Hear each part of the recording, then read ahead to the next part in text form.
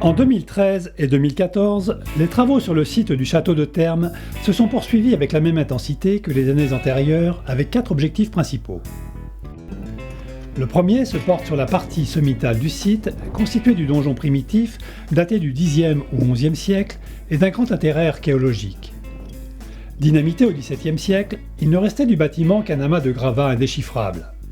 Il aura fallu 3 campagnes d'1 mois chacune et l'évacuation de 500 mètres cubes de terre et de pierre pour en arriver à ce stade. Lors de cette campagne, on a trouvé les 4 faces de la tour du donjon. Et on a également trouvé la manière dont il a été détruit. Avec sur la face ouest, donc là on est entre le donjon et l'église, on a découvert un petit couloir et on voit que toutes les pierres de parement sont éclatées. Ici, il y en a une qui est encore en place, soutenue par les pierres supérieures, qui montre le mouvement, qui fige le mouvement que le mur a observé. On voit le déversement vers l'ouest, vers l'église. Des mines, dont on a retrouvé des fragments, ont dû être disposées en plusieurs endroits sur le donjon. Les violentes explosions l'ont complètement détruit et projeté à plusieurs mètres d'énormes pans de murs comme celui-ci. À la fin de la campagne 2013, les contours du donjon sont enfin découverts. Les éléments d'architecture permettent de conclure un bâtiment à 3 niveaux, vraisemblablement avec un accès en bois au premier étage. Cet escalier et cette porte sont sans doute des aménagements postérieurs au bâtiment d'origine. Une ultime campagne de fouilles devrait aboutir en 2014 au dégagement complet des murs jusqu'à leur base, au prix de quelques 130 mètres cubes à dégager encore. Le deuxième objectif de cette campagne de travaux concerne la rampe d'accès au site. Les campagnes de 2010 à 2012 avaient permis de découvrir un autre tracé dans la partie basse, avec divers aménagements assez confus effectués entre le XIIIe et XVIIe siècle. Plusieurs opérations de consolidation ont été réalisées sur certaines parties, notamment sur les murs de soutènement, dont l'un est en pierre sèche. Plus haut, un travail de maçonnerie concerne la rehausse des murs de la Barbacane. Le gros du travail s'est focalisé sur la porte de l'ouvrage défensif dont il ne restait qu'un pan de mur. Rebâtis en partie par les maçons, les tailleurs de pierre ont achevé le travail en matérialisant cette première porte avec son seuil ainsi qu'un pied droit en pierre de taille. La suite des travaux est fondamentale pour l'aspect du château. Il s'agit de la porte d'entrée principale dont il restait peu d'éléments. La reconstruction, tout comme l'ensemble des chantiers, est régulièrement rythmée par les visites de l'architecte du patrimoine. Alors la reconstruction, c'est une reconstitution qui se base d'une part sur des observations archéologiques des existants et d'autre part sur des ouvrages analogues qu'on trouve dans la région sur ce type de fortification, de la même époque. C'est une phase absolument essentielle, le chantier, surtout sur de la restauration de monuments historiques. Il y a toujours des décisions à prendre très fréquemment, surtout d'une part pour ne pas retarder les entreprises qui travaillent sur le chantier, et puis parce qu'on est toujours confronté à des situations avec des aléas, au fur et à mesure des démontages en particulier. Donc c'est un suivi hebdomadaire. De toutes les semaines où on envisage, vous avez vu comment c'est, on envisage beaucoup de questions de détails et de mise au point. Les tailleurs de pierre sont à l'œuvre et commencent à remonter le jambage de la porte dont il subsistait la base. À chacune des pierres, une finition est appliquée à l'identique de celle en place.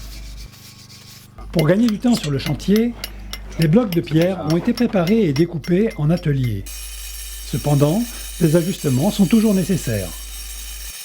Il y avait donc une porte d'entrée principale qui était en pierre.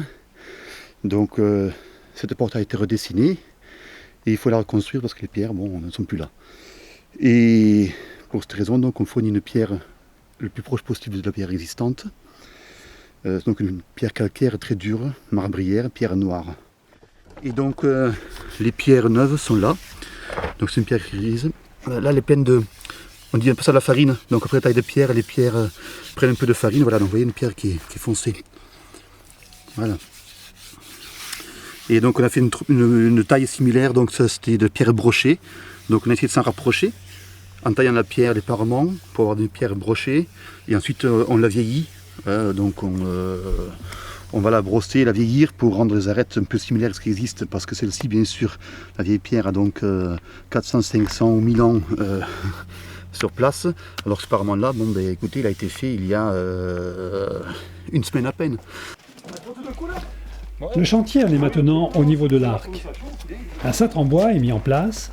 C'est lui qui supportera et guidera la pose des pierres. Cet arc dit en tiers-point et légèrement en ogive a été calculé à partir des quelques vestiges de l'apport d'origine.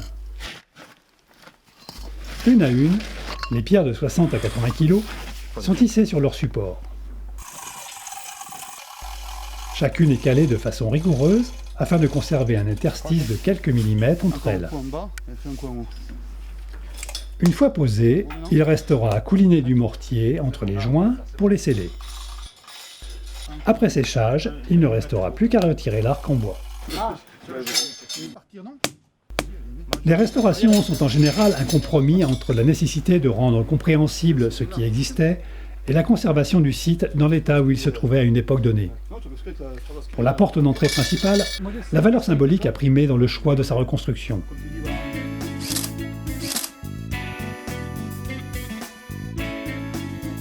Le château de Termes a retrouvé enfin sa porte d'entrée. Visuellement, le résultat est spectaculaire et il modifie totalement l'aspect du château dans cette partie que les visiteurs découvrent à leur arrivée. Il restait à résoudre le franchissement de l'espace entre l'avant-porte et la porte d'entrée principale. Au risque de se tromper sur la nature exacte du passage d'origine, l'architecte du patrimoine a pris l'option d'une passerelle en métal, techniquement bien distincte. C'est un ouvrage de ferronnerie très complexe, dont tout le poids est ancré solidement au mur d'enceinte pour des raisons d'esthétisme.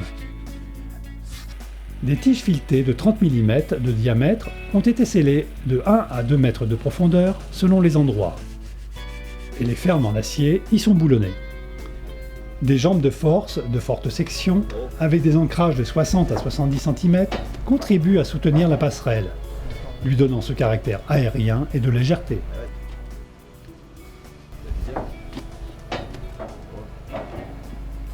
Un platelage de tôle perforée vient se visser sur les lambourdes avec une précision au millimètre.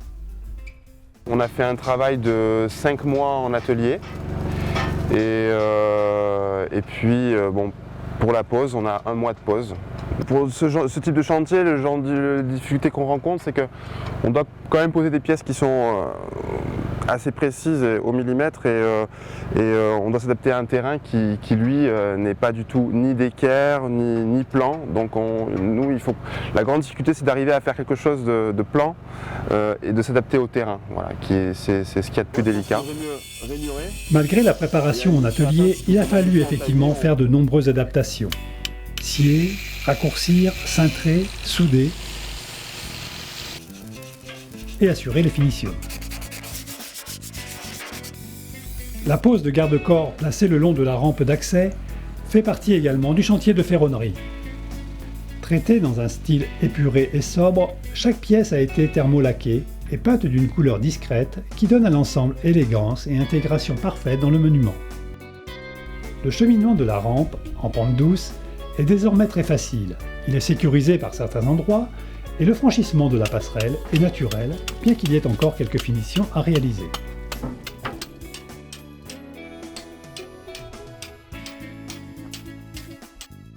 Cette année, c'est l'aboutissement de 3 ans de travaux, à la fois sur le donjon et sur la rampe d'accès, avec maintenant la fin du chantier sur l'escalier. C'est effectivement une très grande transformation du château qui s'inscrit dans le travail que nous menons depuis maintenant plus de 20 ans sur ce monument remarquable. Et là, au bout de ces 3 ans, nous refaisons entièrement l'accès au château. Nous donnons une fenêtre à la fois vers le village et vers le château. Nous offrons un accueil beaucoup plus sécurisé, beaucoup plus accessible aux visiteurs et nous montrons l'évolution de ce site et ce qu'il était à l'époque où il était encore debout. Le château de Termes est désormais indissociable de son environnement. Il est inscrit dans le paysage tel que devait l'être la forteresse d'origine. Vue de loin, cette image de puissante citadelle se grave dans la mémoire, nous incite à s'en rapprocher et d'en découvrir ces grandes pages d'histoire.